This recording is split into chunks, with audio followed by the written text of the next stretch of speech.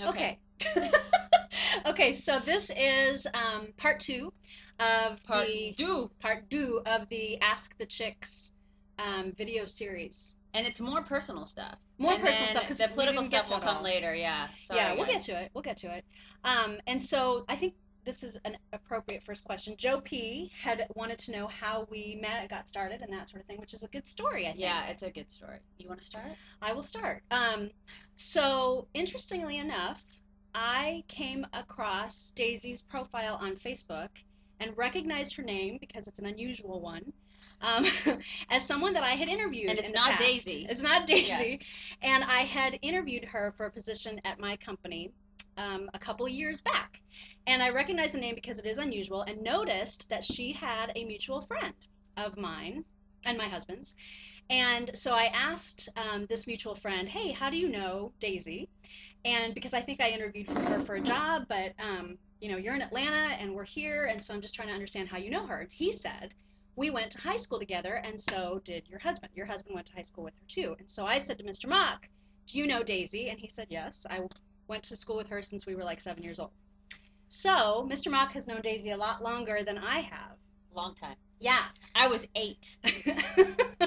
and so then I just sent her an email through Facebook and said, small world story, and insert girly scream here, but this is like the crazy way that we know each other. And by the way, and then 5 days later, I was working. Yeah, because I said, what are you doing now? Because I kind of have another job open. And I'd always been a contract writer up to that point. Yeah. And so I was hired.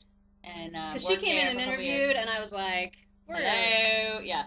So then we worked together for a while, and then it became a going to lunch every day thing, and then the site grew out of that discussion that we had every single day. Because you started in August of 2008, so this is like right when the campaign was heating up and Obama was starting to, like completely take over the brains of people. And it was probably around this time, back in 2008, around the holiday time, back in 2008, when we started really having these lengthy conversations about, I just am not liking the direction that our country's going in. And it was just fortunate that we were on the same side of the spectrum because I don't know if I could have dealt with her otherwise.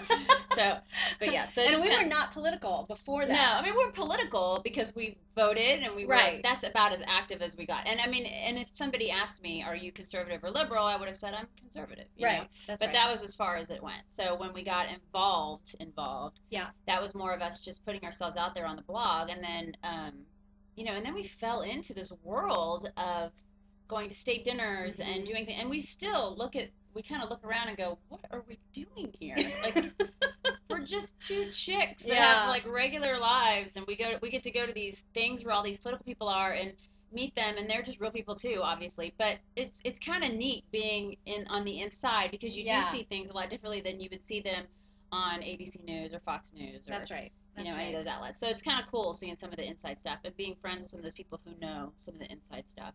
That's we've had some really cool opportunities and met some pretty neat people. Yeah, and some pretty crappy people.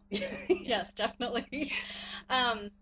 And then Major Dog, I love the way that he asked this question. In fact, it needs to be read. So he said, do you two have some sort of a time-shifting mechanism that allows you to do all of this work while doing your regular jobs and having a family? Or are you two just meth heads and you stay up all night? Seriously, how do you guys cram this thing into your day? And I don't sleep a lot. Yeah, there's little sleep. But we were just... we were on a radio show recently, and we were asked a similar question, and the answer is that this is a true labor of love, and we are just hugely passionate about politics and pop culture in general, and we make the time because it's what we love to do. Yeah, when you love something, you make time for it. I mean, that's with people, that's with things, that's with ideology. I think we just both love it so much, and we've gotten to the point where we're so enmeshed in it now that it's like if we didn't do it, I wouldn't know. I know. I would be like dying to get back into it. It's like addictive. And just logistically, it's worked out because I'm up super early, and I put up a post, you've probably noticed, really early every morning, and then she does one that's like a mid-morning lunchtime one. What we usually do is we'll do them, and we'll keep them in a queue. Right. And then we'll quickly go out to the site and post them. Yeah, because we write in the evenings and then it's mostly done in the evenings. Let's face it. It's mostly done in the late evenings, early mornings is when we do most of our posts. And then if there's something that happens during the day where we may text each other during the day and go, oh my God, did you hear so and so, like Wienergate? Yes. I mean, did you hear about Wienergate? And that's what we do is we'll text stuff back and forth to each other during the day when we have our, If there's breaking stuff. Yeah, if there's breaking stuff. But for the most part, we have to, since we do have full-time jobs, and that is our priority because they pay our bills. That's right.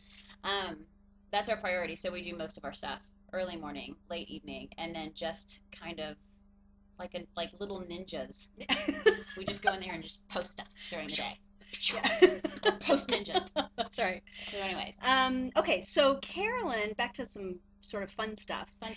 Carolyn had asked, we answered some questions I know the last time about our favorite movie and the song that we would be most likely to sing, but she wants to know what song would we dance to regardless of location or alcohol consumption. Okay, mine would be Groove is in the Heart by D-Light, which was like circa 1991. Good one. Yeah, but now, without question, it's Party Rock Anthem, because if you do not shake it to that song, then you need to check your pulse. It's ridiculous. It's a kick-ass There's no way that you cannot dance to that. I mean, how can you not dance to this song? You have to. You have to. And mine for sure would be basically anything by Prince, but most especially Kiss, because that one there's something about that Prince one. Is like, he is a sexy little beast. He is a sexy little beast. He is. And then now Pink's Raise Your Glass. That's a great song. Love that one. That's a party song. And Carolyn also wanted to know, we would like to meet, alive or dead, either Hollywood person or a historical figure. Oh, Victoria Beckham. Oh yeah. I just want to get into her closet. I know. Which is the size of our houses. It's got to be bigger than this house anyway, for sure. And then just to look at her husband for about 2 seconds. And not have him speak. Don't talk. Don't speak. Just shut up, David. Just stay there and just take off as many pieces of clothing as possible. And she would totally be fine with that. I know her. I think she would well enough. Too. I mean, it's not like we haven't already seen it. Hello. That's Come right. On. Keep your skivvies on. It's fine. It's like a Giorgio Armani ad or something. Get over yourself. That's right. And then history. History, alive or dead. So let's just go for dead. Who would you want to meet? Martin Luther King Jr. And what would you say to him? I would just, I'd like to talk to him because obviously he was an amazing guy and did amazing things. But I'd like to ask him what he thinks about the state of the world today. And the racial divide. And the racial divide that we have in this country because of a sense of entitlement, I think, or you owe me, or, I just think there's a little bit of angst there, and I think a lot of times, like affirmative action, what does he think about that? Yeah. I just like to hear what he has to say, because I think that people would be very surprised at what he has to say. And I think I would like to have a chat with Ronald Reagan and eat jelly beans and have him read aloud some of the love letters that he wrote to me. He was precious. He was awesome. Man. Best president ever. Yeah, that would definitely be my pick. That's awesome. Are we done? Is that good? Yeah, so I think that concludes questions. Phase 2, or I guess the second round of Ask the Chicks. And political stuff will be coming up if we get decent, I think like we said in the last ones, this is very new for us. We're not really used to the whole video thing. We're getting used to this. I'm sure that's probably pretty obvious. Yeah, because the production quality is so good. Yeah. But if we can get past that, and if you guys enjoy this stuff, we'll start doing this a little bit here and there, because we hear people saying that they want to see more videos. Yeah, and we're happy to take more questions. I mean, we've got a lot still to cover, but keep them coming. Absolutely. Thanks, guys. Thank you.